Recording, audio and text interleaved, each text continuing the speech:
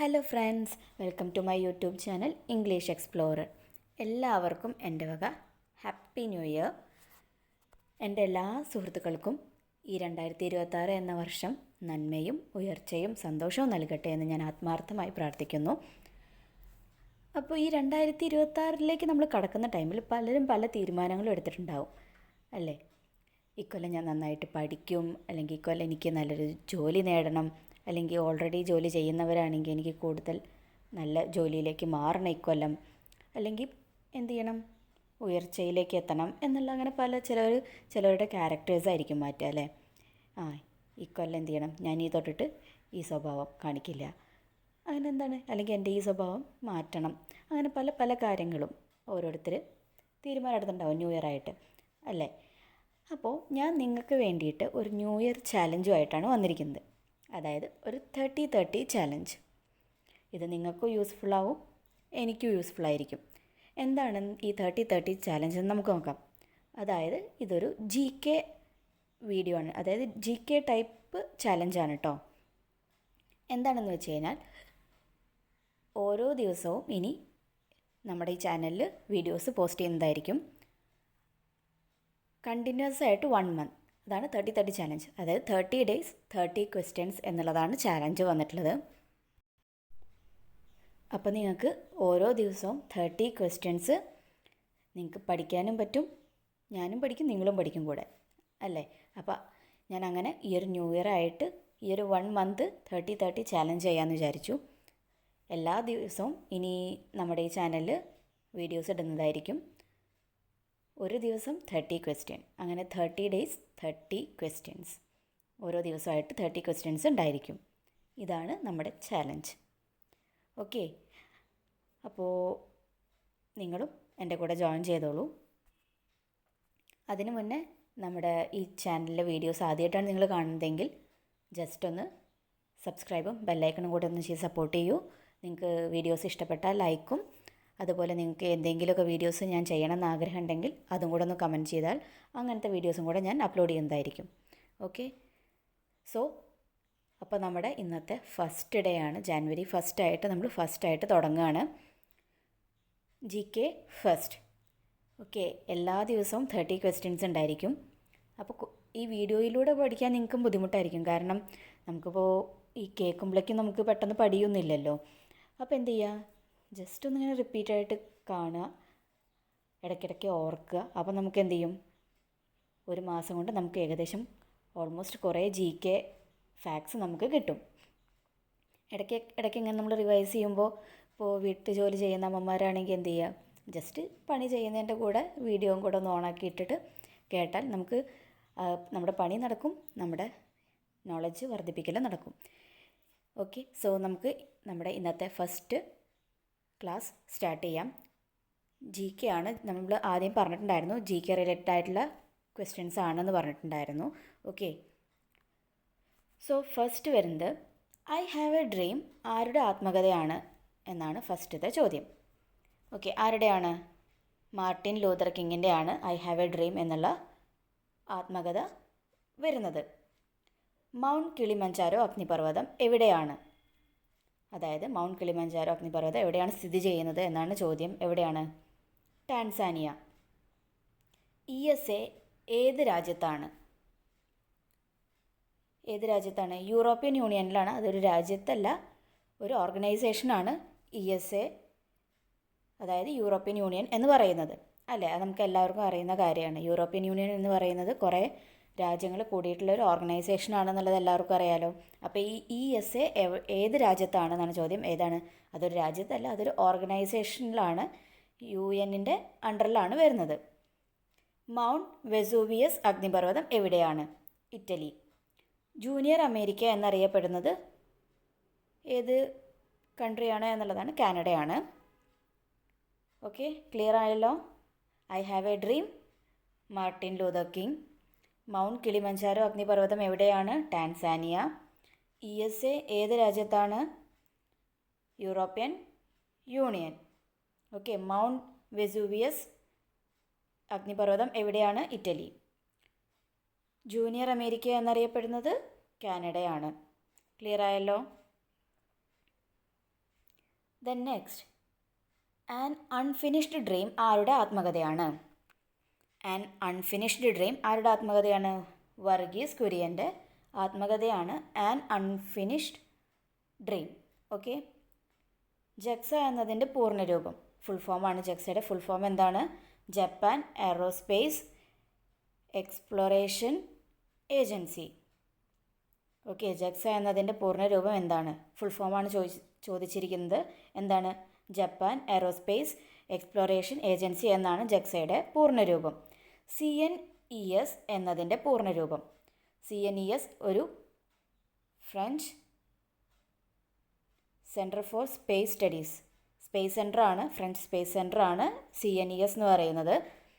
അതിൻ്റെ പേര് ആക്ച്വലി ഫ്രഞ്ചിലാണ്, നമ്മൾ ട്രാൻസ്ലേറ്റ് ചെയ്ത പേരാണ്, ഇംഗ്ലീഷിലുള്ള പേരാണ് ഇവിടെ കൊടുത്തിരിക്കുന്നത്. CNES എന്നതിൻ്റെ പൂർണ്ണരൂപം national centre for space studies എന്നുള്ളതാണ് അതിൻ്റെ ഇംഗ്ലീഷിലേക്ക് ട്രാൻസ്ലേറ്റ് ചെയ്ത ഫുൾ ഫോം. ഓക്കെ. ചിംബോറാസോ അഗ്നിപർവ്വതം എവിടെയാണ്? ഇക്വഡോറിലാണ് ചിംബോറാസ അഗ്നിപർവ്വതം സ്ഥിതി ചെയ്യുന്നത്.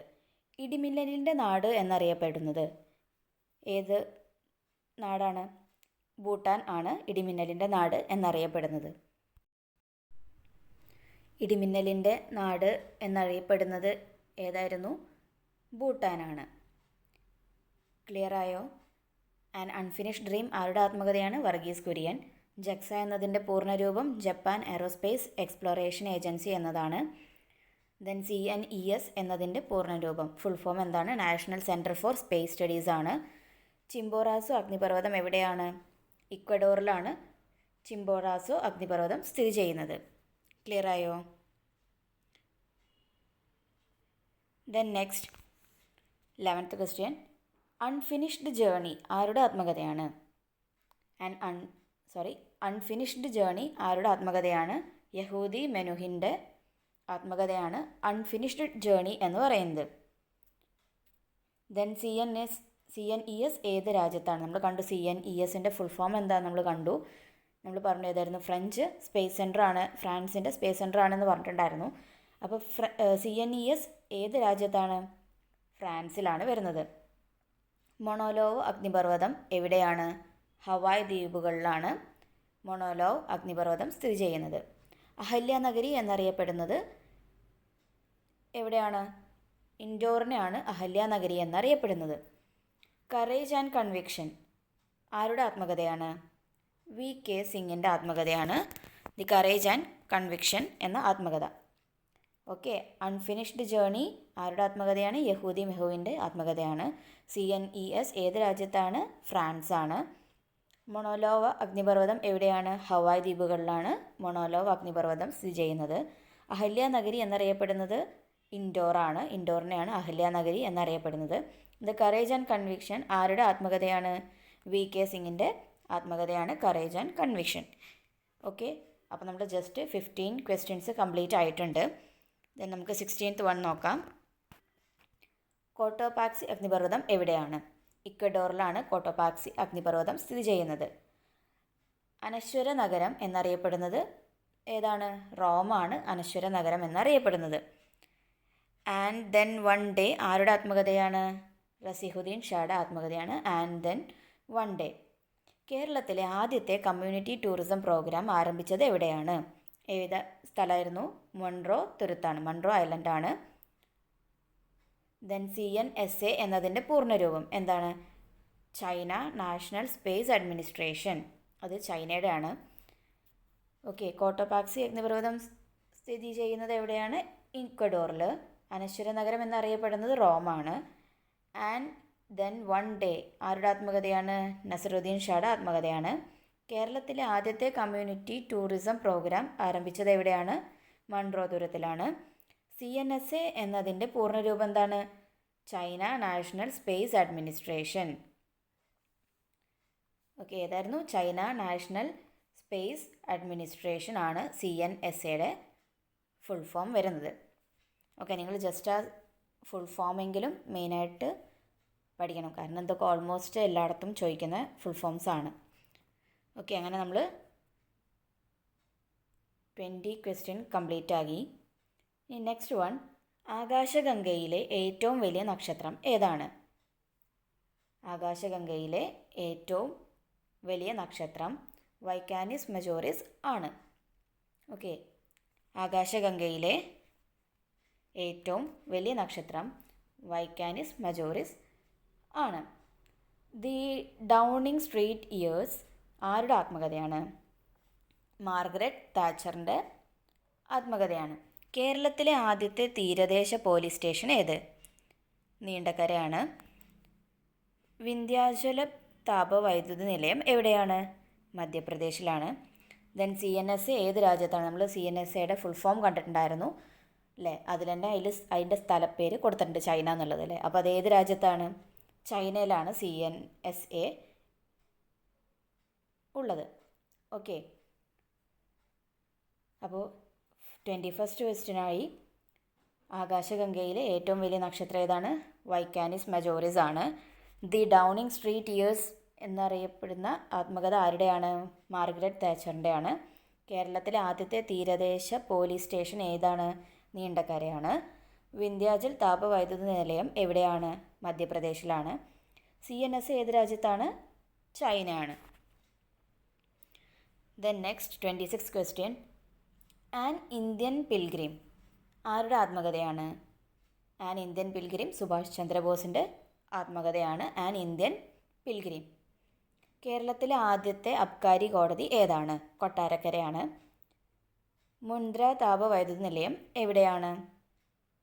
ഗുജറാത്തിലാണ്. കല്ലായിപ്പുഴയുടെ ഉദ്ഭവം എവിടെ നിന്നാണ്? ചെറുകുളത്തൂർ മലയിൽ നിന്നാണ് കല്ലായിപ്പുഴയുടെ ഉദ്ഭവം വരുന്നത്. ദ ടണൽ ഓഫ് ടൈം ആരുടെ ആത്മകഥയാണ്? RK ലക്ഷ്മണൻ്റെ ആത്മകഥയാണ് ദ ടണൽ ഓഫ് ടൈം എന്ന് പറഞ്ഞിട്ടുള്ള ബുക്ക്. ഓക്കെ, ഇതിൽ ആൻ ഇന്ത്യൻ പിൽഗ്രിം എന്ന് പറയുന്നത് സുഭാഷ് ചന്ദ്രബോസിൻ്റെ ആത്മകഥയാണ്. കേരളത്തിലെ ആദ്യത്തെ അബ്കാരി കോടതി വരുന്നത് കൊട്ടാരക്കരയാണ്. മുന്ദ്ര താപവൈദ്യുത നിലയം എവിടെയാണ് സ്ഥിതി ചെയ്യുന്നത്? ഗുജറാത്തിലാണ് സ്ഥിതി ചെയ്യുന്നത്. കല്ലായിപ്പുഴയുടെ ഉദ്ഭവ സ്ഥലം എവിടെയാണ്? ചെറുകുളത്തൂർ മലയാണ്. ദ ടണൽ ഓഫ് ടൈം ആരുടെ ആത്മകഥയാണ്? ആരുടെയാണ്? RK ലക്ഷ്മണൻ്റെ ആത്മകഥയാണ് ഏത്? ദ ടണൽ ഓഫ് ടൈംസ് എന്ന് പറഞ്ഞിട്ടുള്ള ബുക്ക്. ഓക്കെ, ക്ലിയർ ആയല്ലോ? അപ്പോൾ നമ്മുടെ ഫസ്റ്റ് ഡേയിലെ 30-30 ചാലഞ്ചിലെ 30ലെ ഫസ്റ്റ് ഡേ അങ്ങനെ ഇന്നത്തോടെ കംപ്ലീറ്റ് ആയിട്ടുണ്ട്. അപ്പോൾ നമ്മൾ ഇന്ന് എത്ര ക്വസ്റ്റ്യൻസ് പഠിച്ചു? 30 ക്വസ്റ്റ്യൻസ് നമ്മൾ ഈ ചാലഞ്ചിലൂടെ ഫസ്റ്റ് ഡേ നമ്മൾ പഠിച്ചു. ഇനി നാളെ അടുത്ത 30 ക്വസ്റ്റ്യൻസുമായിട്ട് ഞാൻ വരുന്നതായിരിക്കും. അപ്പോൾ നിങ്ങൾക്ക് ഈ വീഡിയോ ഫുള്ള് കണ്ടിട്ട് ഇഷ്ടപ്പെട്ടു എന്നുണ്ടെങ്കിൽ ലൈക്കും, അതേപോലെ ഈ വീഡിയോ ആദ്യമായിട്ടാണ് കാണുന്നത്, എൻ്റെ വീഡിയോസ് ആദ്യമായിട്ടാണ് നിങ്ങൾ കാണുന്നതെങ്കിൽ ജസ്റ്റ് എൻ്റെ അക്കൗണ്ട് ഒന്ന് സബ്സ്ക്രൈബും ബെല്ലൈക്കണും കൂടെ ചെയ്തിട്ടേക്കൂ. കാരണം നമ്മളിനിപ്പോൾ 30-30 ചാലഞ്ചാണ്. അപ്പോൾ ഡെയിലി വീഡിയോസ് അപ്ലോഡ് ചെയ്യുന്നതായിരിക്കും എൻ്റെ ചാനലിലൂടെ. നിങ്ങൾക്കിതുപോലെ GK പഠിക്കാൻ ആഗ്രഹമുള്ളവരാണെന്നുണ്ടെങ്കിൽ ജസ്റ്റ് ജോയിൻ ചെയ്തോളൂ. എന്നാൽ നിങ്ങൾക്ക് ഈ ഒരു 1 മന്തിൽ കുറേ GK ക്വസ്റ്റ്യൻസ് കിട്ടുന്നതായിരിക്കും.